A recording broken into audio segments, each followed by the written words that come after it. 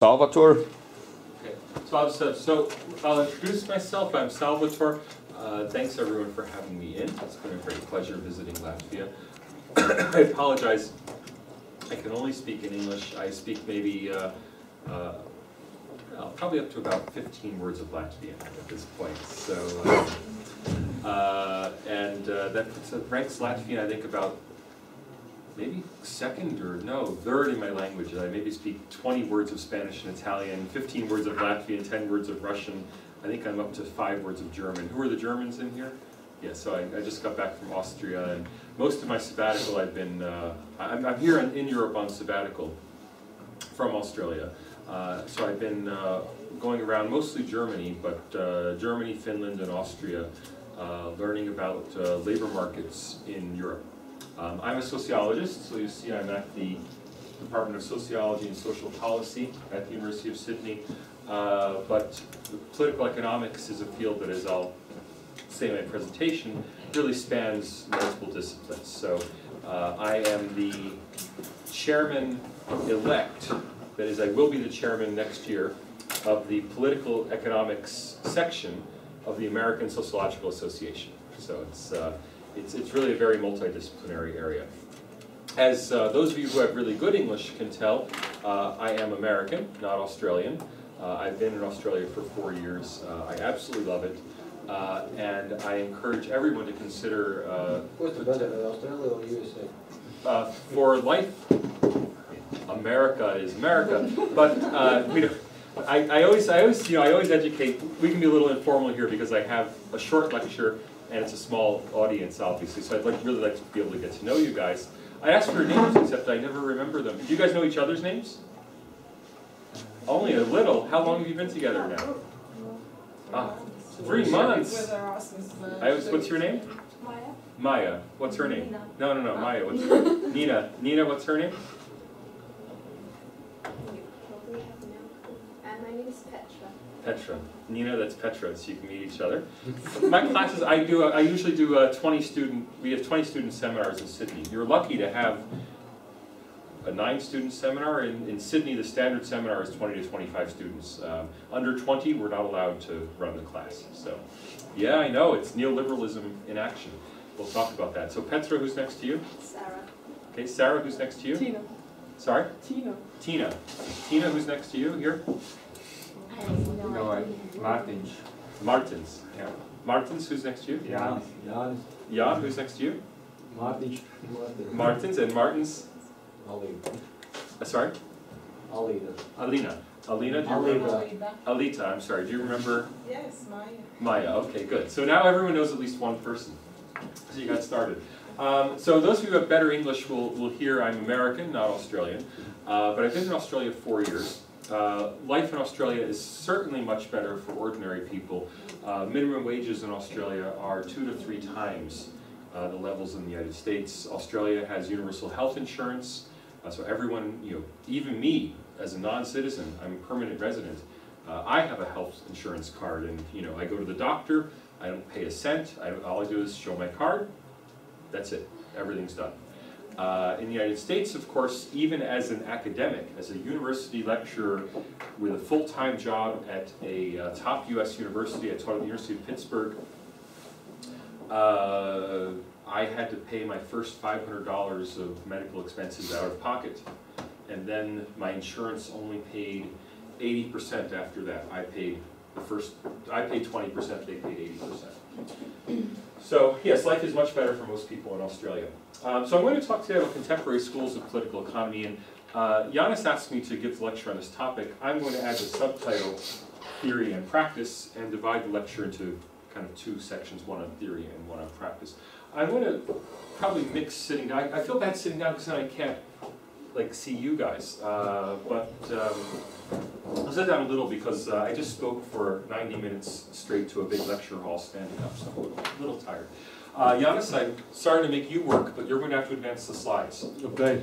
My pleasure. Could we advance the slide? Thank you. Okay.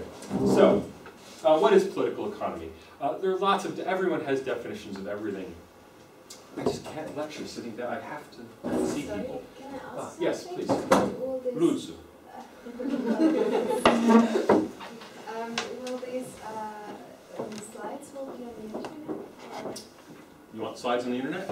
Yeah. Be honest. And the video will be on the internet. Yeah. Okay. Thank In you. YouTube? Yeah.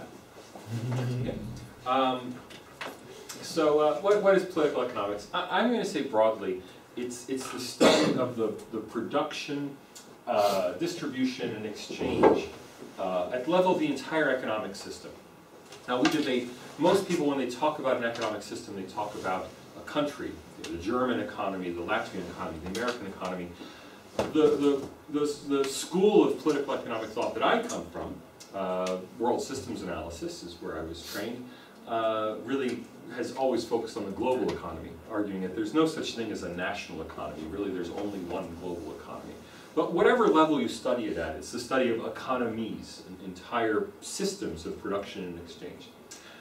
That's different from economics. Right? So I said, you know, we find people studying political economics who are anthropologists, economists, geographers, political scientists, sociologists. We all study systems of production and exchange. And anthropologists study systems of production and exchange among small groups of isolated peoples of, you know, maybe what I was just reading an article about a group. There's this group of Aymara indigenous people in Peru who live on Lake, what's the big lake in Peru? Can anyone help me? There's like an enormous lake at 10,000 meters elevation. Is that Lake Titicaca? Titicaca. Yeah. There's this group of about 200 families who live on floating islands that they make. You know, they weave together mats of reeds and build their houses on these floating islands. And they have their own political economy, right? And who studies them? Not economists, you know, anthropologists go study how they arrange exchange among their groups. So, you know, we study political economy from many different angles. Unfortunately, because in English the word is political economics, and that's come to describe the field, people tend to just take one perspective, which is the economist's perspective. There are multiple economists' perspectives, but people tend to treat it as economics. So if a country has a chief economic advisor, that person is always an economist. No one would ever appoint a sociologist or a geographer to be the head of the Council of Economic Advisors. Or no one even appoints us to be members of the Councils of Advisors. All the economic advice comes from economists. May I make a comment? Please. The current Latvian Ministry of Economics is a musician. Ah, wonderful. Okay, so in every country but Latvia. Really? I'm sorry, can you say it again? The current Latvian Ministry of Economics is a musician. I want you to explain. But I don't know. But a minister is something different. A minister is a political appointment.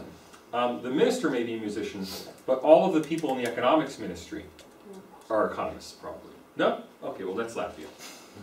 So the reason this is a problem, economics is not the study, I mean, as strange as this may sound to you, economics is not the study of the economy.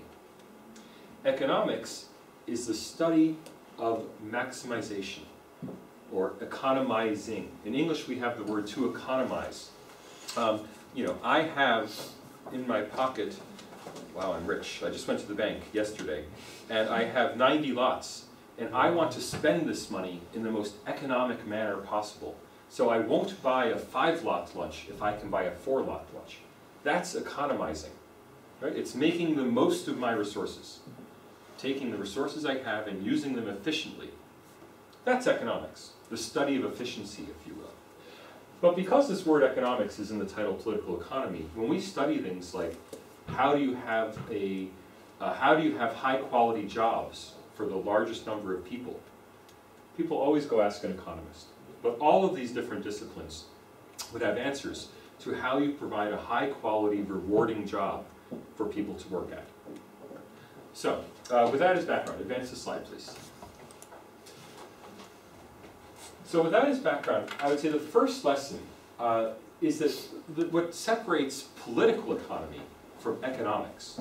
Economics is a science. How do I maximize the number of, the use of my resources? In political economy, instead, there are always value judgments. There's no such thing as a neutral or natural economy. We'll often hear that, we want, like many people, especially neoliberals, we'll talk about neoliberals in a while, wants deregulation. They say the most efficient economy is one that's completely deregulated, no government regulation. Now, in an economy with no government regulation, I go over, I forgot your name already. Maya. Maya. I go over to Maya, and I grab her arm, and I twist it behind her back, and I say, give me your money, because I'm stronger than you. And Maya says, no, I know judo, and she flips me over, and I end up on my back, and she takes my money. That's an unregulated economy. In an unregulated economy, a boxer, a professional boxer, would be paid higher than any of us, because that professional boxer could beat up any of us and take their money.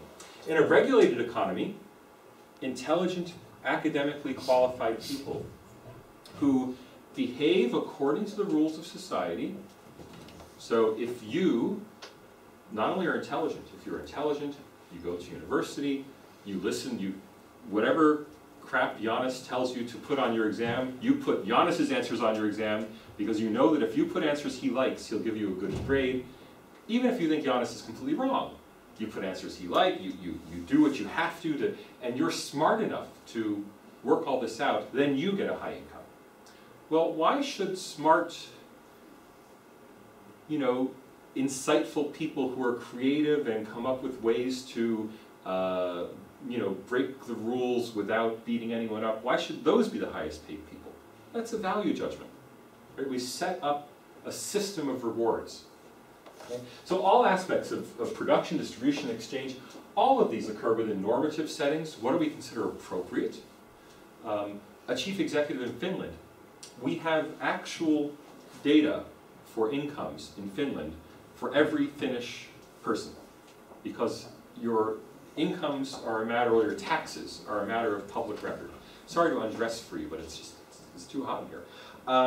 So for Finland, we know what everybody makes, and we know that the chief executives of Finnish companies, on average, make 21 times what the workers of those companies make. In America, the ratio, we don't know exactly in America because it's not all public records, but the ratio is approximately 350 to 1. So in Finland, an executive makes 21 times what his or her worker makes. In the United States, it's 350 times as much. Well, that's based on norms. If you're an executive of a company, what do you feel? There's a market. There's not a free market in executives. You're not able to bid. So, if I really tried to get the names, I could get them, but I'm not going to try this time because I'm really tired. He started me at 8 a.m. He made me go teach at 8 in the morning. So it is Lena. So if Lena wants to be the executive of General Motors, there's not a free market where Lena can say, no, I'm willing to be the executive, and what's more, I'll do it for a mere $200,000. The current executive makes $8 million, right? So why doesn't General Motors hire Lena for $200,000? There's not a free market for executives. There's a highly structured market that has norms of what people are paid, that has norms of who can work there. In America, if you want to work in an investment bank, if you want to work at Goldman Sachs, the highest paid jobs in the American economy, Goldman Sachs, the investment bank, you have to graduate from Yale, Harvard, or Princeton. It doesn't matter if you are the top student, the top, #1 valedictorian, we call it in the United States, from the University of Michigan. It doesn't matter. They hire people. You can be a mediocre Harvard student, and you'll get the job at Goldman Sachs. If you're a top University of Michigan student, you're not even included in But if you're from organizations like Masons, maybe. And sorry, from what? If you're from the organizations like, because Mason. Okay. Gals go some call, yeah. He's asking if you are like a Freemasonry. Oh, Freemason. Freemasons are the second tier of the economy. If you want to be a success as a local dentist, you join the Freemasons. If you want to work at Goldman Sachs, you go to Harvard. So there are always rules of the game. All of these are patterned normatively. who's allowed to have what role. They're patterned politically. So are you, properly connected to the right people? Are you members of the right, are you a Mason? Are you members of the right organizations? Are you a member of the right social class? What language do you use? Not what language you speak, but how do you speak it? I speak a very flat, standard American English, so I can go work at a bank. But if you speak, a black dialect of English, if you speak a Mexican-American dialect of English, you can't go work at a bank. Doesn't matter how intelligent you are, they don't hire people who speak with a black accent. So when Barack Obama was a community organizer in Chicago, now Barack Obama was the president of the Harvard Law Review. I mean, he's a super high educated individual. When he wanted to work in black Chicago, organizing community members to work in churches, he had to speak like an African American, with an African American accent. Now that he's president, sorry, when he was running for president, originally he spoke with his natural accent, which is a very educated, flat American accent, not very different from my own. When he was close to being elected, he started changing his accent to appeal to more voters. So in American English, if I say, I'm teaching this class, teaching has ing, teaching has a G on the end. But working class Americans don't say that. I'm teaching this class. Teach, T-E-A-C-H-I-N, apostrophe. You drop the G. If you listen to Barack Obama's speeches, starting in 2008, he started dropping his Gs. Because he didn't want to appeal to rich fundraisers. He wanted to appeal to ordinary voters. Right? So you change your accent and your social opportunities. Now someone like Barack Obama is intelligent enough to purposely change his accent. But for most people, your social opportunities are determined by your accent. They're spatially determined. We often forget the geographers. The poor geographers, I think they're the best social scientists because they have all the interdisciplinary training and then they also have these incredible technical skills with geographic information systems. We forget that opportunities are spatially determined. It's where you are, right? It's not just socially where you are, but it's literally physically where you are. Okay, in other words, there are always rules of the game. There are always rules that determine who will succeed and who will fail. If you want to see that very dramatically, just go back 40 years. If you go back 40 years in America or Western Europe, as a woman, simply because you were a woman, you couldn't be a chief executive, you couldn't be a member of a corporate board, you couldn't be a senior politician. There were no laws. I mean, there was no law saying you can't be a female chief executive. But practically speaking, you could never get appointed a chief executive as a woman 40 years ago. Today, it's still very difficult, simply because you're female. It can be done, but it's difficult to do. Okay? In a different social context, in the Soviet Union, Soviet Union had many other problems, but the status of women and men was much closer. So instead of being dramatically tilted in favor of men, the Soviet system was mildly tilted in favor of men. It was far easier as a woman to become a scientist or an executive in the Soviet system than it was in Western Europe or the United States in the 1970s. And so there are always rules of the game that determine who can win and who doesn't. Different players always try to make rules that favor themselves. So in the United States, we have rules that favor white, male, standard English educated people. Why? Well, because, we set the rules and we naturally set rules that benefit us. In other words, we're going to talk about this later. There's something called, what Marx called a class in itself. Who's German in here? Petra is German? No, what's your name again? Sarah. Sarah is German. Was it a Klasse ein sich or something? What's a class? Klasse an sich, ja. How do you say it? Klasse für sich or an sich. Klasse ein sich. An sich. Okay, a class in itself. So simply by being white male, I tend to make rules that benefit white males. Not because I'm trying to benefit, what's your name? Martins. Not because I want Martins to get a job, just because I think like an educated white male. And so when I make rules, Martins happens to benefit because I made rules that benefit, that look like me. Okay. These different knowledge structures, academic disciplines if you want, but really what an academic discipline is a structure of knowledge. It's a way of thinking about the world. Different knowledge structures focus on different aspects of rules of the game. But we also tend to favor different people. Typically, doesn't have to be, but typically, economists tend to come up with rules that favor rich people. Typically, anthropologists come up with rules that tend to favor disadvantaged people. They tend to favor black people, immigrants, poor people. Sociologists tend to be much more focused on education and income differences. So we tend to make rules that equalize differences between lower and upper classes. Everyone comes up with different academic perspectives that benefit one group or another.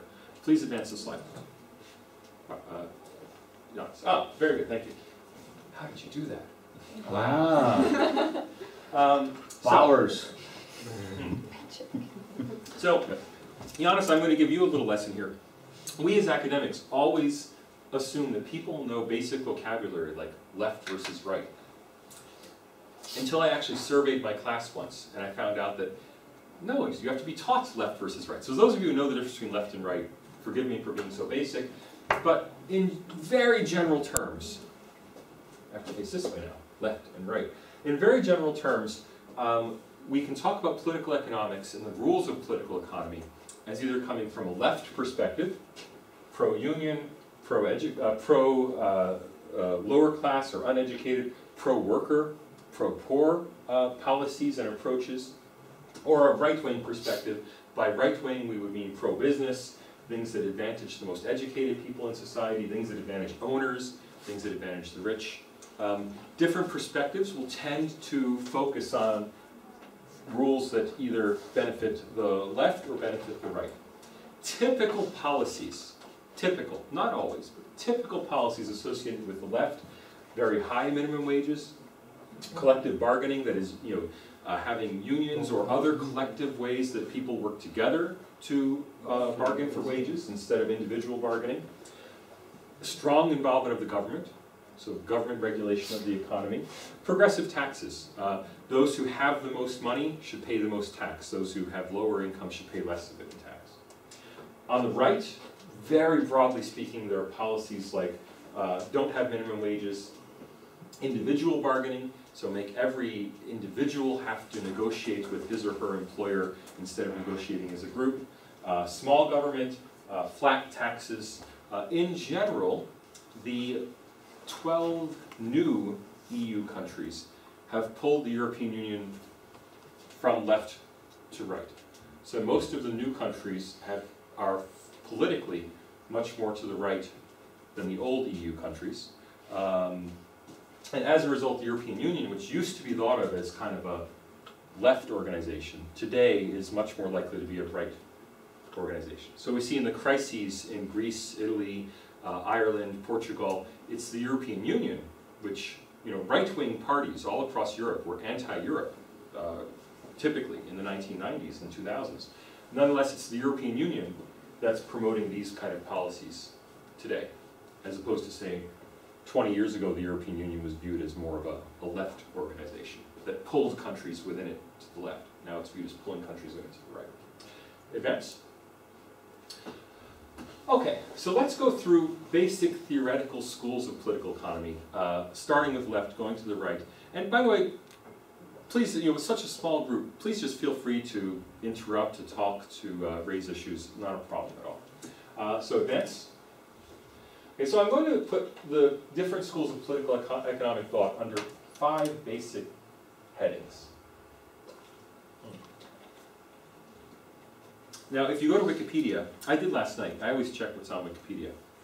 And you go to Wikipedia and you ask, you go to the page on schools of economic thought, I think they list something like 20 or 30 different schools of thought. I mean, there's some that I never even heard of. Like I didn't know there was a Carnegie school or a Stockholm school. Like they're just schools of thought.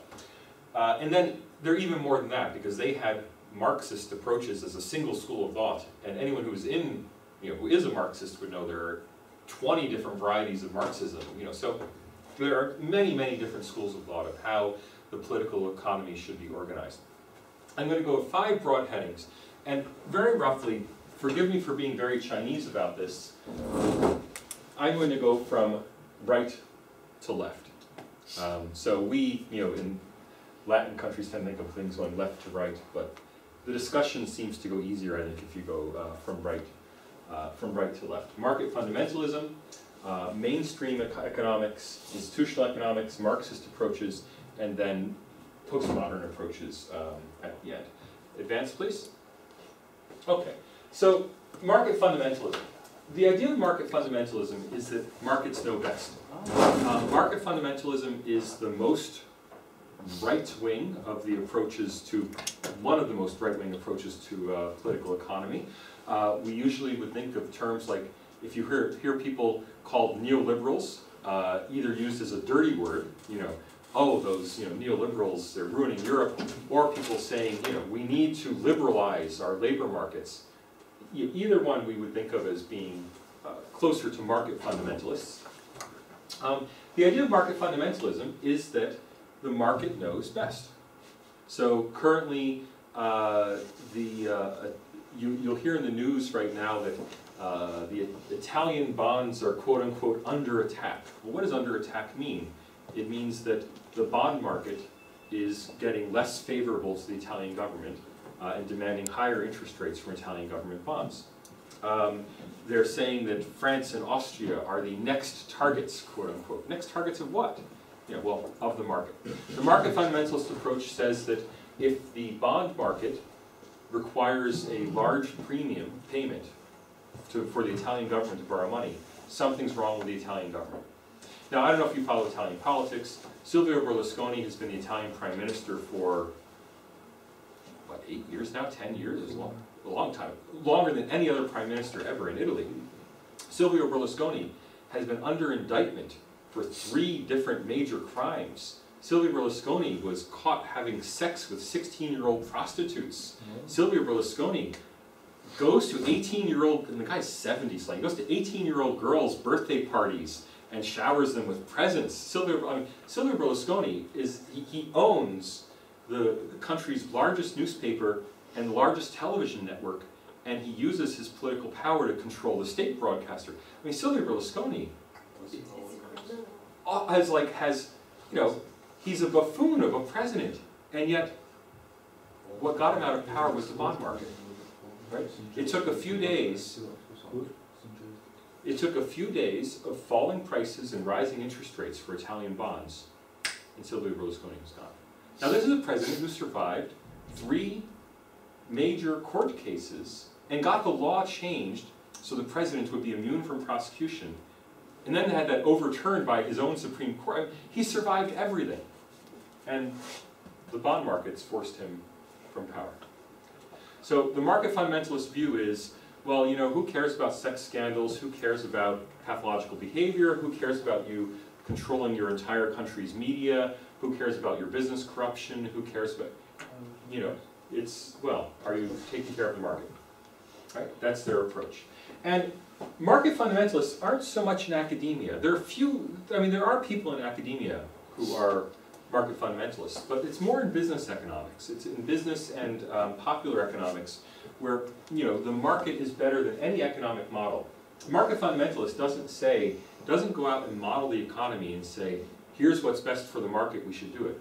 The market fundamentalist says, if the stock market is rising, that means the country has a good economic policy.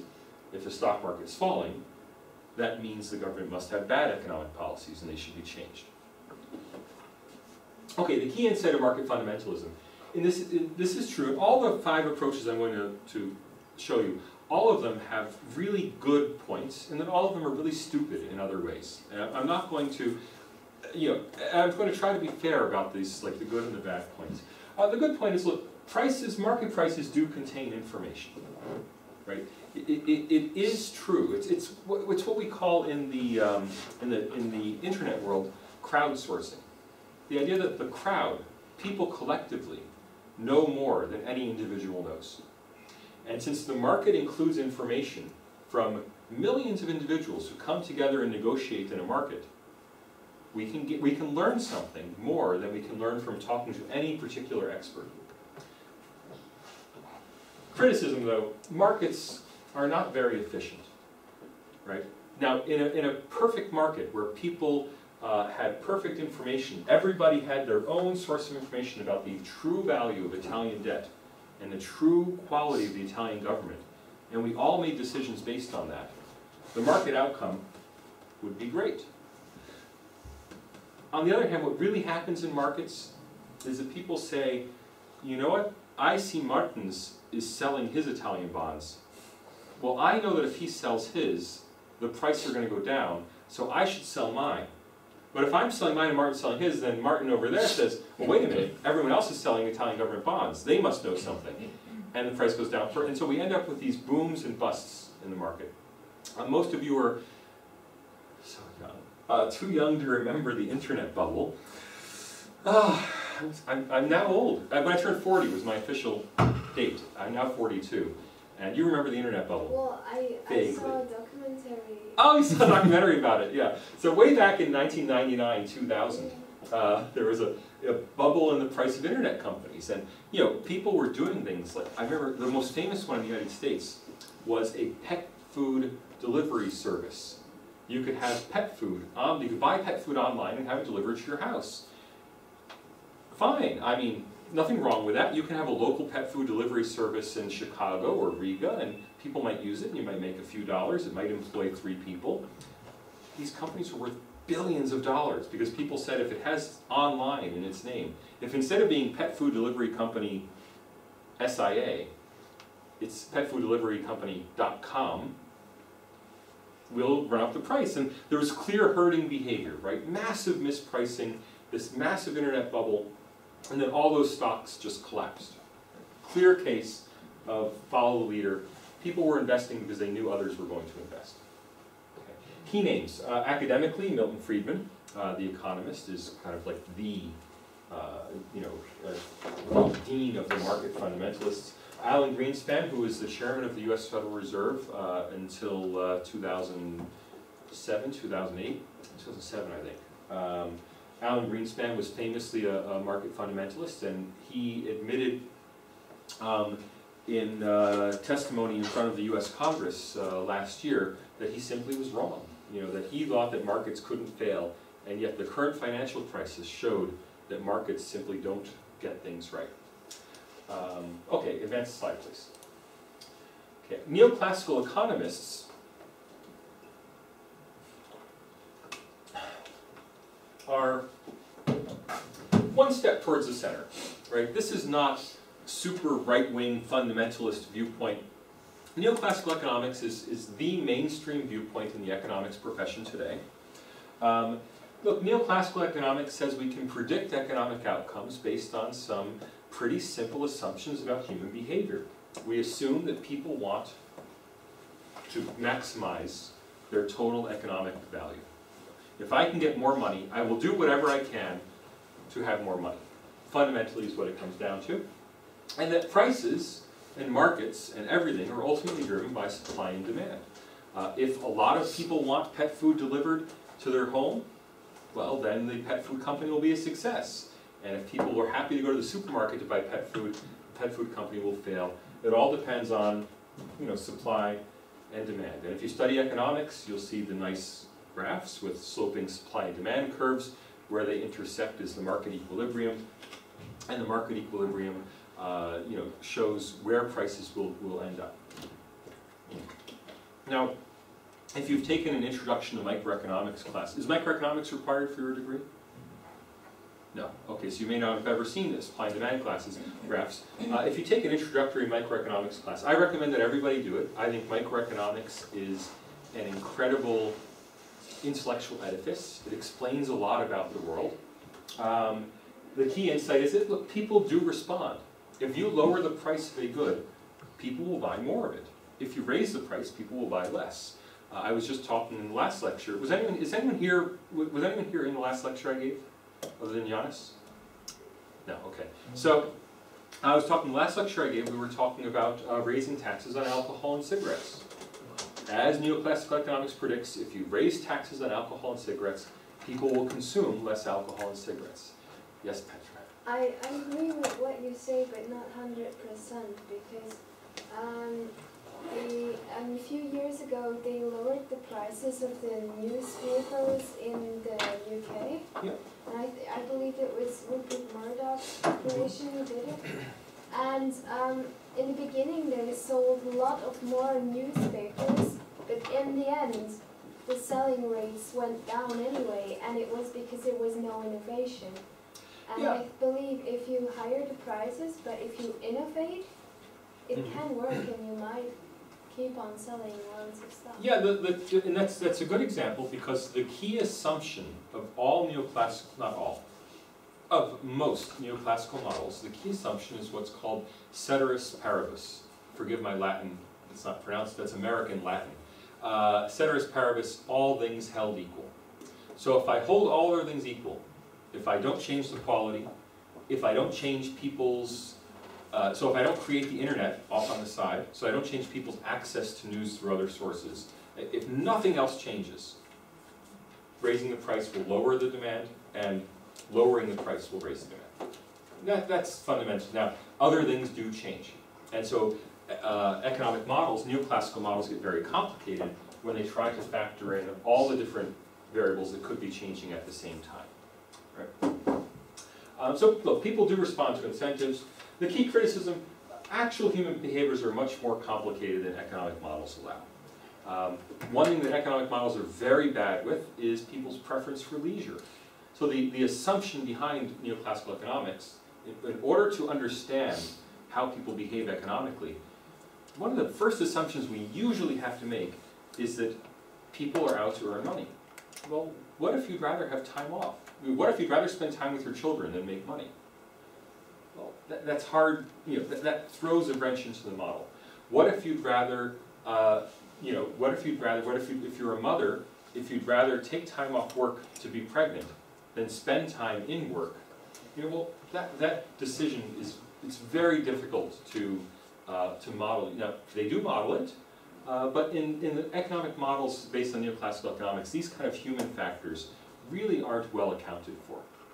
And economists are aware of this, right? This is not something they don't know. This is something that they assume away. So they say, in order to study the problem, we have to make certain assumptions to simplify the problem. And so they do. The criticism is the simplification. Classically, the two of the leaders who developed neoclassical economics, Vilfredo Pareto in Italy, Alfred Marshall in the UK. Robert Solow is kind of the founder of American neoclassical macroeconomics, the science of thought and political economy in the United States. He was a mid-century author and president of the American Economic Association. Okay. So neoclassical economics is not so dogmatic, it's not so ideological as market fundamentalist views, but it's a simplification of the world. Market fundamentalists say all that matters is the market. Neoclassical economists say, well, wait, we can have 3 or 4 variables at any one time. We can explain most of human behavior using a few variables, but then they leave other things out. Would you rather have a secure job than have an insecure job that pays more? Well, you might prefer a secure job that you know you won't get fired, right? These sort of things are hard to handle. Advance, please. Okay, institutional economics is a subfield of economics that brings much more of normative and political, the normative and political world into the model. So they say that the key argument of institutionalists is that production, distribution, exchange does not occur in a vacuum.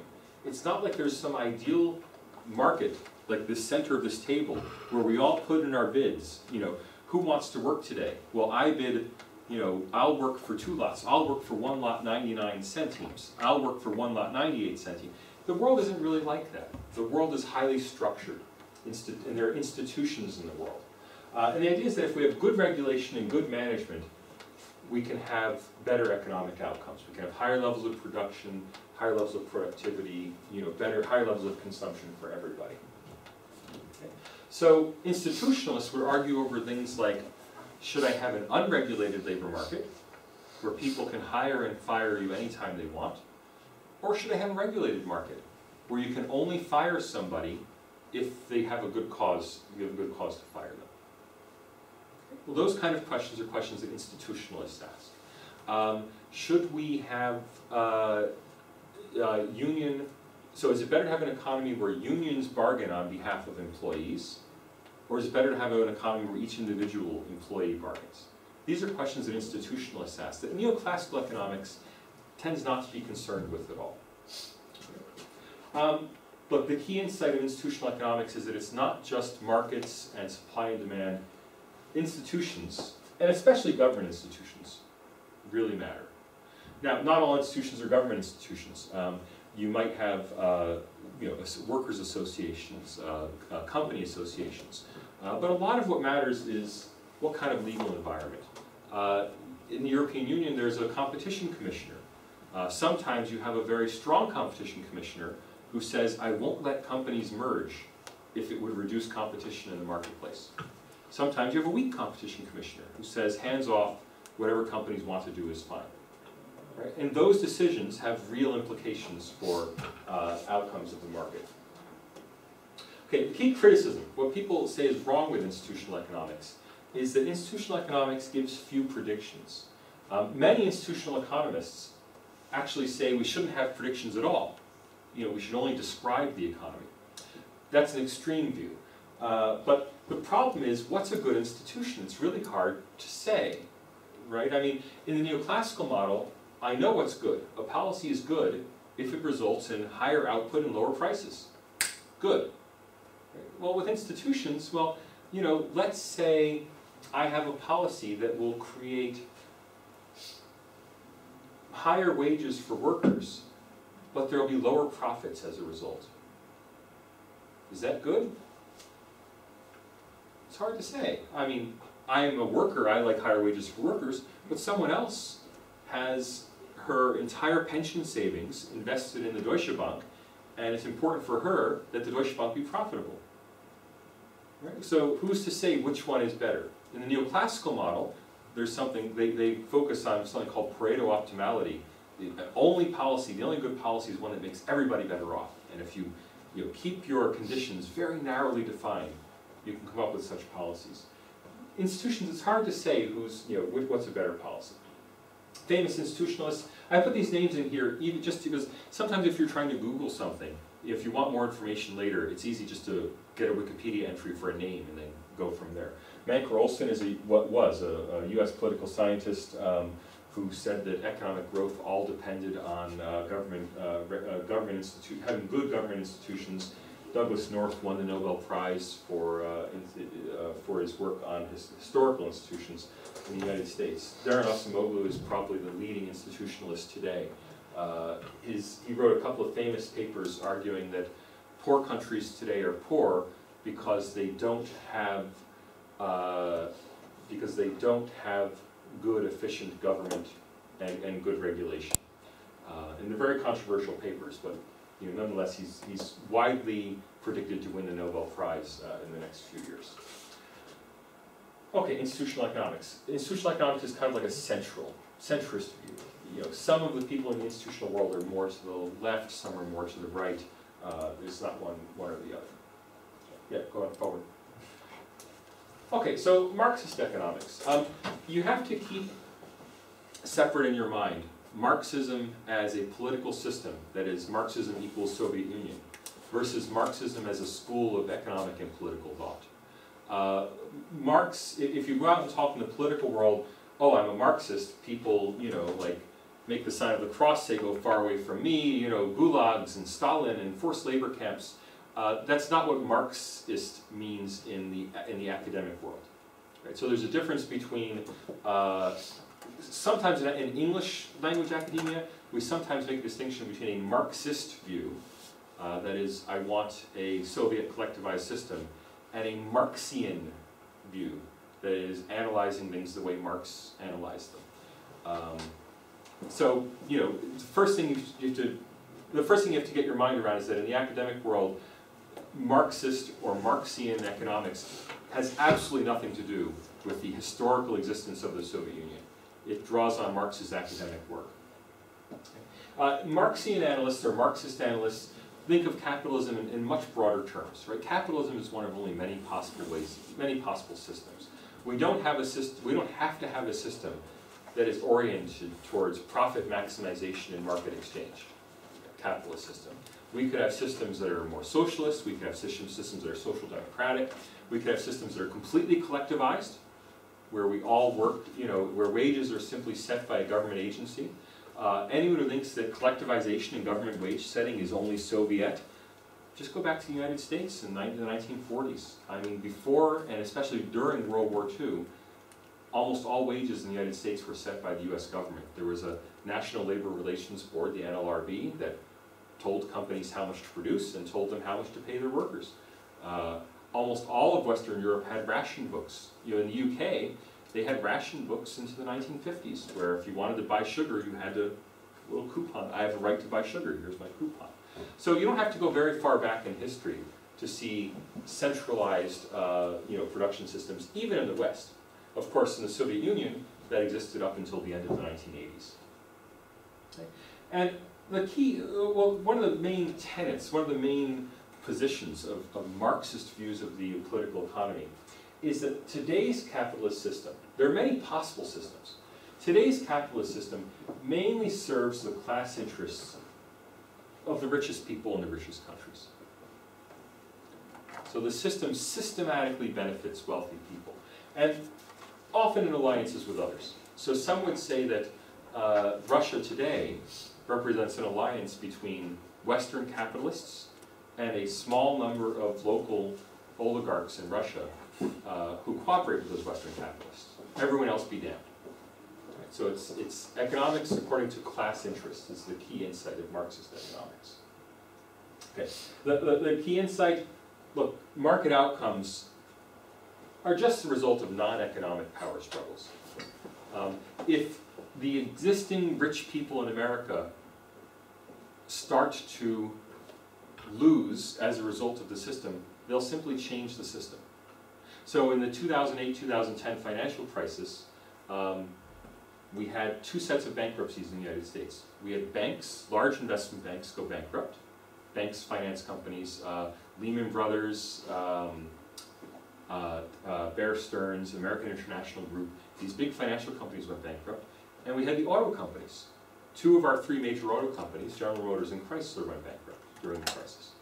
Well, for the financial companies, we tried to avoid bankruptcy. We rescued them. That is, we said, you know what, it's too dangerous for the financial system to collapse into bankruptcy, so we had a $700 billion bank bailout program to bail out the finance companies, prevent them from collapsing. Now, what did that do? When you prevent the company from collapsing, if I have a high salary, if I'm a bond trader making $1 million a year, I keep my job and I keep my salary because the company was prevented from collapsing. At General Motors and at Chrysler, they put the companies through bankruptcy and they forced the workers to take massive wage cuts. So a lot of people would say that the system, when the system failed, well, you know, the powerful just changed the system. Let's rewrite the rules to protect us. In the current Eurozone crisis, we have a choice. I mean, you know, Greece had too much debt to pay for its level of income. There was a choice. They could either make banks take losses, that is, Greece could say we can't afford to pay the debt, so we're not paying it, banks lose their money, or they could make government workers and Greek citizens pay for the debts. Austerity. Austerity. Okay? It's a choice. Latvia had the same choice during its crisis. The idea that you must repay the debts, well, that's a view of, you know, the richest people in the richest countries feel you must pay the debts because they're the ones you owe the money to. Anyone lending money, why do they charge interest? Because they know that there's a chance that you might not be able, you know, you're paid a premium for the chance that someone might not be able to pay back debt. Okay, so Marxist economists would argue that the management of the current crisis has simply rewritten the rules. We had a set of rules, but the existing ruling classes were losing money under those rules, so we rewrote the rules. Now we'll have a new set of rules that, you know, save those ruling classes. Okay, key criticism. It's hard to see how a class in itself can act as a class for itself. I mean, it's one thing to say that white men rule the world. It's another thing to see the process through which white men help other white men. I mean, I'm not a member of the White Man's Club. right? I mean, I don't have a card that I can show you that says, I'm a member, therefore let me have a job because I'm a white man with an education. Right? So it's hard to make this, yes, I am an educated white American man, and thus I'm at the top of the international class hierarchy. But I don't particularly do things to benefit other white educated American men. You know, so it's hard to see this connection, right? We suspect it exists, but it's always circumstantial. It's always circumstantial evidence. It's always saying, oh, the rich always take care of themselves. Oh, the so-and-sos will always look after themselves. But, how? Right? There's a big gap. Key figures, Karl Marx, obviously, the original Marxist. In my own field of world systems analysis, Immanuel Wallerstein, who was really talking about globalization 30 years before anyone else used the word. He's very famous for his book he wrote in the 1970s. 1974 it was published, called The Modern World System, in which he argued that our current economy, our current economic system, doesn't just begin with World War II. He said it really started in the 16th century. And the book was called The Modern World System, The Long 16th Century and the Crisis of Capital. I forget what the full subtitle is, but it's famously known as The Long 16th Century. And so he argued that the modern world really was created at the end of the 15th century, 1492, when Columbus runs into what became America. David Harvey is a contemporary figure. Immanuel Wallerstein is still alive, he's in his late 80s. David Harvey is a contemporary figure. He wrote a book called A Brief History of Neoliberalism. It became a bestseller, arguing that, he argued before the current crisis, the book came out in the mid-2000s, arguing that elites use crises, that is, rich people use crises, manage and manipulate crises, is his word, in order to benefit themselves. He's a geographer, actually. Okay, Vance, please. Okay, but then on the far left, I mean, in the real world, in the world of, policy and, practical discussions, people think of Marxists as being far, far to the left, and nobody serious is a Marxist anymore. But in terms of actual thought on how the economy should be run, the far left is not the Marxists. In my world, I'm considered a bit to the center of left, because the real people on the left are postmodernists. And there are many different schools that go under this title. I listed a few on the other slide. Ecofeminism, post-development scholars. And these are people who, I lump them all together because all of them argue that, look, the point is not the economy. Me and my work, I focus on income distribution.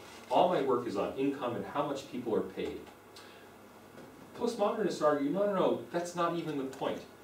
Money is just of symbolic value. What money is good for is subjugating other people. That what really is important is the subjugation of women to men, the subjugation of people of color to white people, the subjugation of people from post-colonial states to people from the rich countries. Right? That these power relations are really what it's all about, and we shouldn't be too concerned about the economic trappings. Also, a lot of postmodernists argue that we simply shouldn't, instead of talking about GDP and wages and income levels, look, that shouldn't even be the point. Fundamentally, we should be talking about how well do people live. One of my own collaborators who would fall into this camp, Gustavo Esteva, talks about buen vivir, to live well. So he's a part of an indigenous rights movement in Mexico that argues that we shouldn't even worry about capitalism and markets. The important thing is for people to live in solid communities where they are comfortable with their neighbors and know people and are connected to the earth. The key insight here is that political economics reinforces a patriarchal social system that fundamentally focuses on the concerns of men, and particularly of powerful men. That is simply by focusing on money and economics, we're moving the debate away from the things that matter. So when I argue for a policy to increase wages, and next to Petra is Sarah, and Sarah argues for a policy to increase profits, just simply by having this argument, we're ignoring the things that really matter, which are, do women make equal or greater decisions in the household as men do, which is the real decision. And all this arguing over wages is just in the end arguing over who's going to have power in the household. But you know, we hide that fact.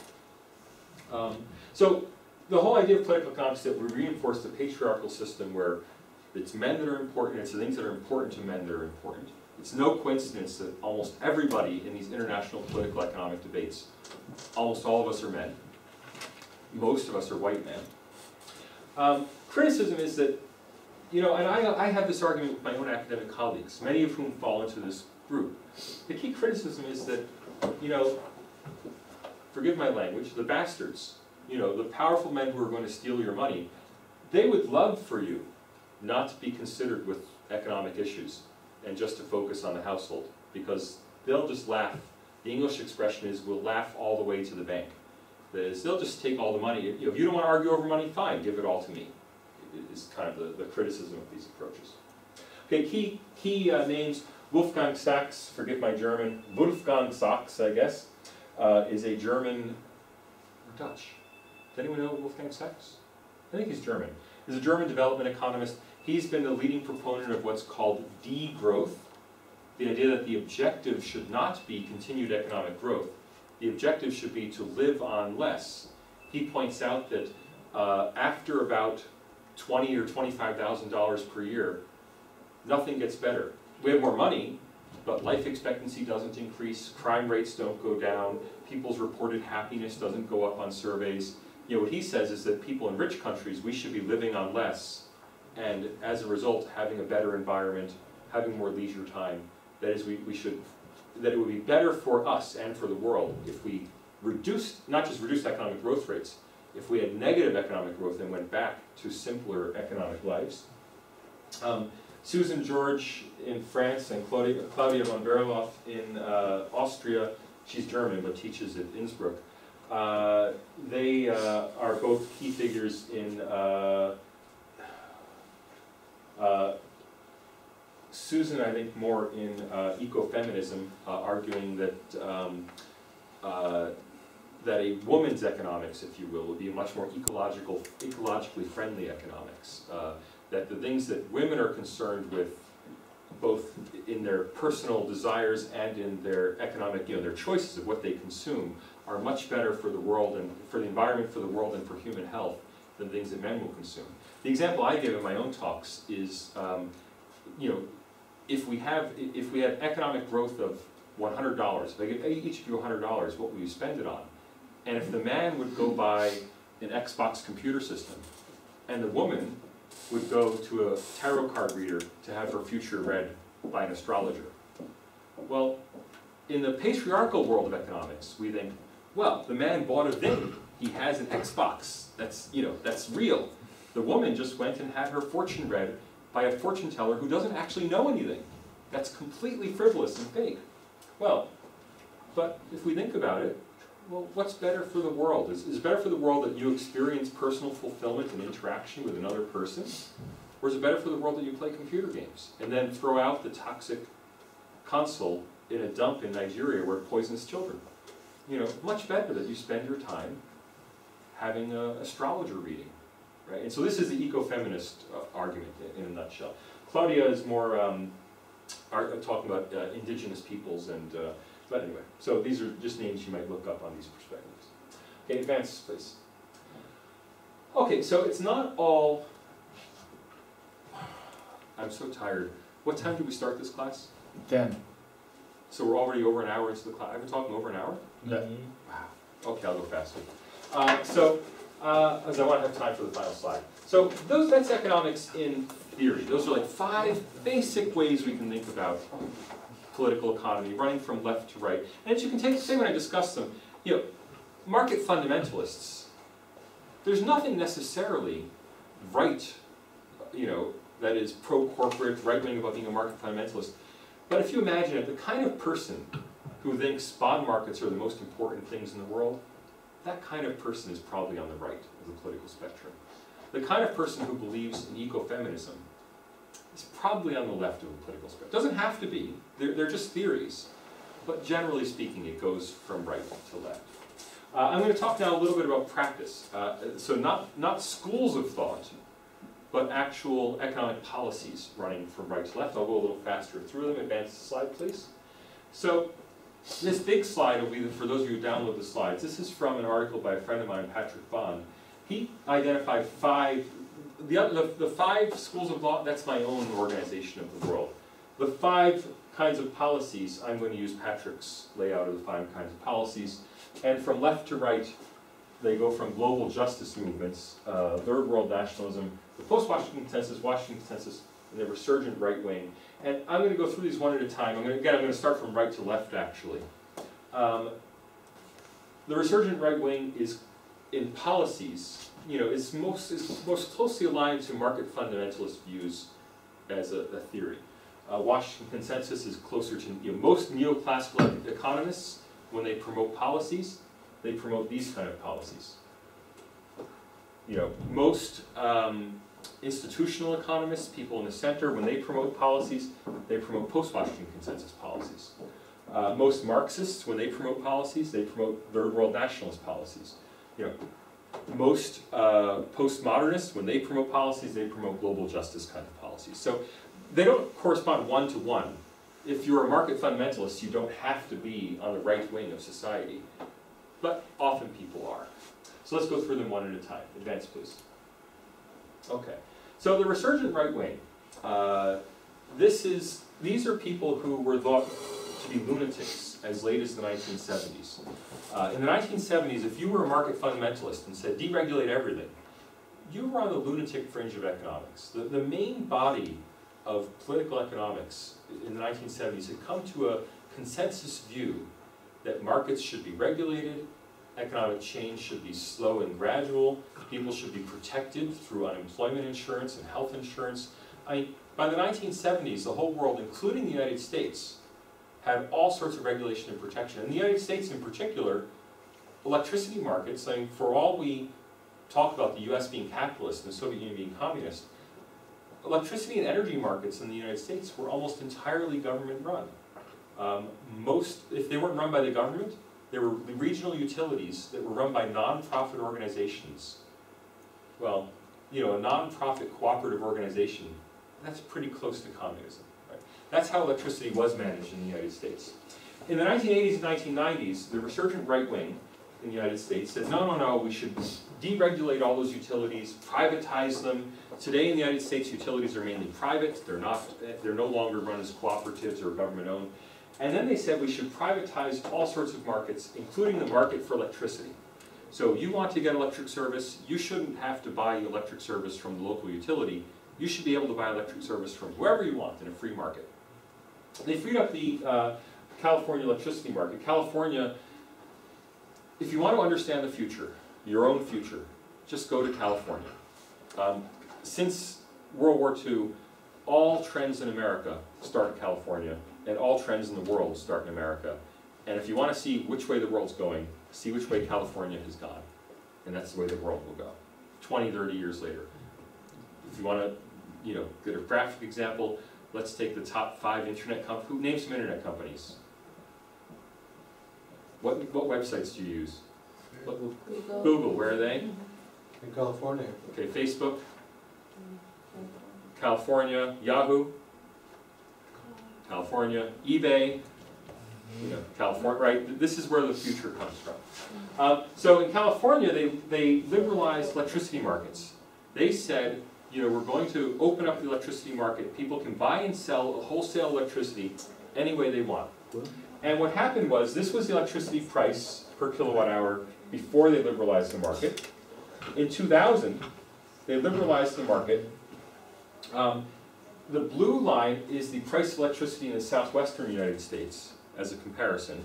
The red line is the price of electricity in California.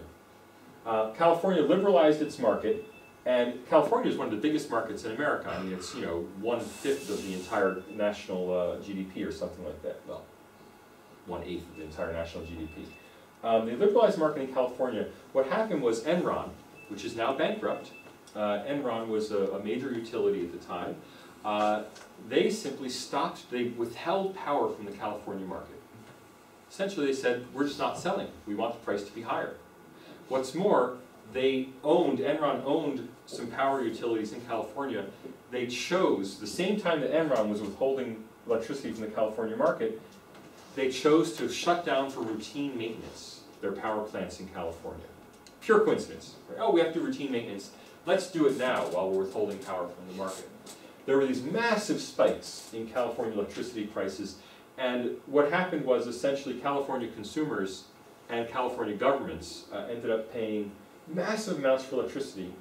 You know, you see these enormous spikes in the deregulated market until after 1 year of deregulation, they put regulation back in place. California prices go back below, you can see the red just peaking below the blue line.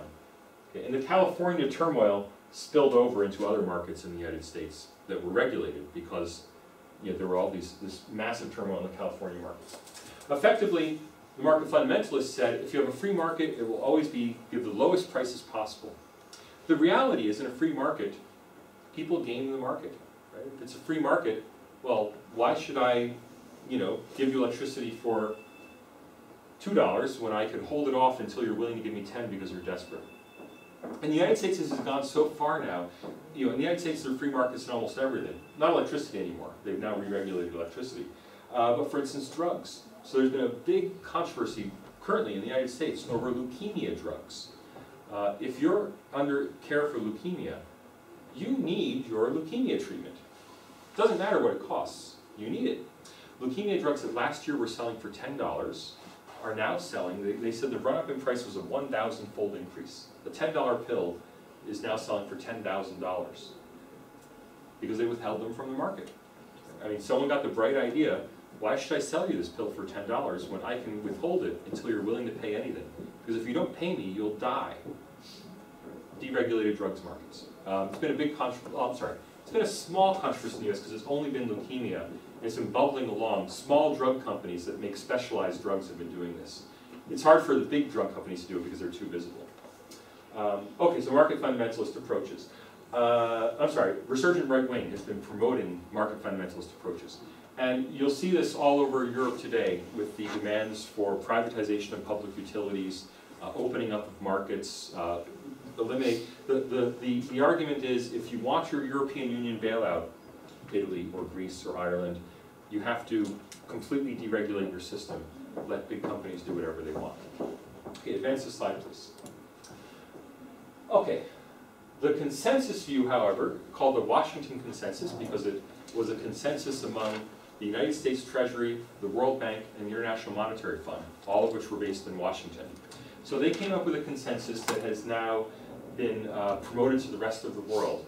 And it's now become the consensus. That is, if you go to the OECD, the Organization for Economic Cooperation and Development, if you go to the International Monetary Fund, the World Bank, the European Central Bank, the United States Treasury, you'll get the same advice from everybody. And this advice is really rooted in neoclassical economics. And the consensus view is that in general, we shouldn't have complete market fundamentalism, we shouldn't have complete deregulation, but we should have as little regulation as possible. Essentially, we should have regulation that prevents a boxer from coming and beating someone up to get their money. We should have regulation that prevents a drug company from withholding the drug from the market. But other than those extreme cases, we should in general pursue policies that benefit large international businesses. I use this slide, this is actually a better version of the slide I used in the last class. I use this slide to illustrate Latvia versus Australia. Latvia has policies that were essentially put in place in 1991 by the US Treasury. The US Treasury and US think tanks sent experts to Latvia and said, here's how you should set up your tax system. If you think that Latvia's tax system was the result of a domestic political debate, all you have to do is look around you. Latvia, Estonia, Lithuania, Poland, Hungary, Slovakia, Ukraine, Russia, they all have flat taxes. In all those countries, no matter how much you earn, you pay the same in taxes. Okay. Sorry? Okay.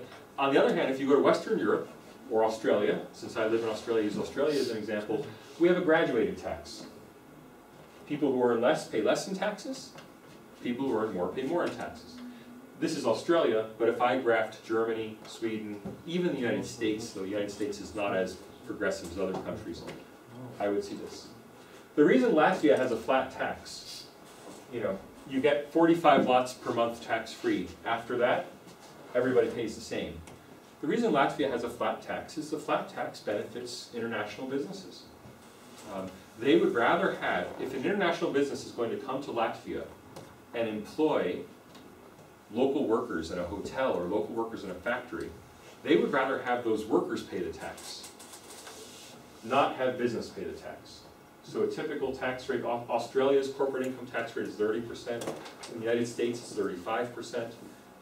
Typical corporate income tax rates are in the 30 to 40% range around the world. Latvia 15%. The tax on profits, unearned income, so interest, dividends, profits, depending on what kind of profit it is. In Latvia, the tax is 10 to 15%. In Australia, depending on what kind of profit it is, 22 to 45%. So for a company in Latvia employing low-wage workers, the tax on labor is 46%. The tax on profits is 10 to 15%. In Australia, if you're at McDonald's employing low-wage worker, the tax on labor for low wages is 20 to 30%. And the tax on profits is 20 to 45%. That's the fundamental difference. The Latvian situation is a Washington consensus approach. It's one that international organizations have been promoting. You guys, that is the Latvians in your have it because you created your systems fresh during the Washington consensus era. If you'd been lucky enough to overthrow communism in 1970, you would have got the kind of system that Western European countries were promoting then. In the 1970s, they were promoting welfare states with high taxes on high incomes, lots of benefits. So unfortunately, you attained independence at the wrong time, and you're kind of stuck with the Washington consensus view of taxes. The next slide, please. The post-Washington consensus is that, maybe the Washington consensus is a little too harsh. Right? So this new consensus is emerging among academics. So while the OECD and the IMF continue to promote Washington consensus policies, which are very much in line with neoclassical approaches, the new consensus intellectually, not in policy, not at the European Central Bank, but among academics, the new consensus is that, that's too harsh, right? Market systems that fail to take into account institutions are too harsh on ordinary people and are not the best way to promote growth. Instead, you should have what's called flex security. And flex security, for a while, it looked like it was going to become official European Union policy. It's still talked about a lot in European policy circles. The flex security idea is that, yes, we should liberalize the labor market. Let companies hire and fire people however they want. But we should provide generous unemployment benefits, and we should get people into the labor market. That is, we should make sure people are working, right? Provide lots of jobs for people, make sure they're trained for the right jobs. We should actively manage the labor market. So this is the flex security system. The problem with flex security, in theory it works great. That is, the post-Washington consensus is that we should have this. But the reality is that we get the flexible labor market, but they're cutting back on the generous welfare state. And they're cutting back on the actively training people to work in the labor market. So in Germany, for example, we have this and this, but we're cutting back in Germany on the welfare state. Okay, so there's lots of retraining going on in Germany. There's much more flexible labor market, cutting back on the benefits. And the German trend is what's rolling out across the rest of Europe. Okay. What these policies have led to, this isn't absolute low wages. These are the percentage of people in a country who earn low wages by that country's standard. The technical standard is, do you earn less than 2/3 of the median wage in your country? The countries that have the greatest labor market flexibility have the most low earners. So the country in the European Union with the most low earners per earner in the economy is Latvia. Latvia, Lithuania, Bulgaria, Romania. Now I emphasize, this is not an indicator of how poor the country is. This is an indicator of how well low-wage workers do compared to other workers. That is, how low are the low wages? In the Eastern Bloc, the low wages are very low. That is, there's lots of labor market flexibility. There's not much of these. In the Western European, especially in the Scandinavian countries that have promoted this flexicurity model, we see much better outcomes. That is, there are far fewer poor people by the local standard. This is not absolute poverty. This is poverty by local standards. There are far fewer in the Scandinavian countries where they provide a lot of training and a lot of public benefits. That's the post-Washington consensus. Vance, please. Okay, third world nationalism has been a reaction against the Washington consensus, a reaction against neoliberalism. A lot of it is driven by Marxist viewpoints. Ironically, in many places it's anti-Marxist. So, say Vladimir Putin in Russia, who is not by any stretch a Marxist, right? He's the leader of a super capitalist Russia, yet their viewpoints are much more, we have to protect our economy and our country from the global market. So Vladimir Putin may not be much of a communist, he may be very anti-communist, quote unquote, but the policies he pursues, at least in terms of how he interacts with the global market, is to manage the Russian economy as if it were a big Soviet economy still. That is, the rich sectors of the Russian economy are run on a centralized basis. Gas, oil, agriculture. And what the third world countries have done is build up foreign exchange reserves. What they've said is, we don't want to be forced into Washington consensus policies. We want to pursue our own policies. The only way to do that is to make sure we never have to borrow from the IMF. Why does Greece have to change its entire social system? Because they want to borrow from the European Central Bank and the IMF. And the IMF says, if you want to borrow from us, here are the requirements. China has built up massive foreign exchange reserves. China, Russia, to a lesser extent India. The browner the country, the bigger the reserves. China, Russia, India, and Middle Eastern countries have built up massive foreign exchange reserves. Brazil, in part to ensure their own independence, to ensure that they don't have to listen to market-based and neoliberal prescriptions. It doesn't mean they're good. Many of these countries have absolutely evil policies. But they're evil policies of their own.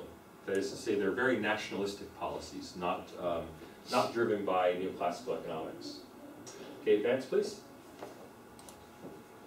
Okay, well, global justice movements are really outside this whole sphere. And global justice movements are so this is an Occupy Washington. Thank you. You saw the Capitol. This is not the most dramatic Occupy photo. It's only about 100 people, but I took it myself. So I thought, I was there. I should use it. So that's the Capitol, the U.S. Congress is there. And this is Occupy Washington. Like I said, about 100, 120 people were there. And global justice movements are arguing, look, let's get rid of the whole system in favor of something new. Advance the slide one last time. And one more, I'm sorry. So an applied example of the Euro crisis. I can't believe I talked so long, so we won't have the big discussion I wanted to have. But I was going to ask you to think about how each of these groups, and thinking of market fundamentalists as sort of equivalent to right-wing, each of these groups, these are the theories, these are the practical policies, how each of these would respond to the Euro crisis. But I'll leave that, I'll end here and leave that, because I know we're out of time. Yeah, so let me stop there. I'll leave that as a takeaway to think about how these would apply to the current Euro crisis, what each would have to say about Italy or Greece, or for that matter, Latvia and Latvia's austerity of the last 3 years. And if you advance one more time, we'll be at the end. And so thank you for having me in.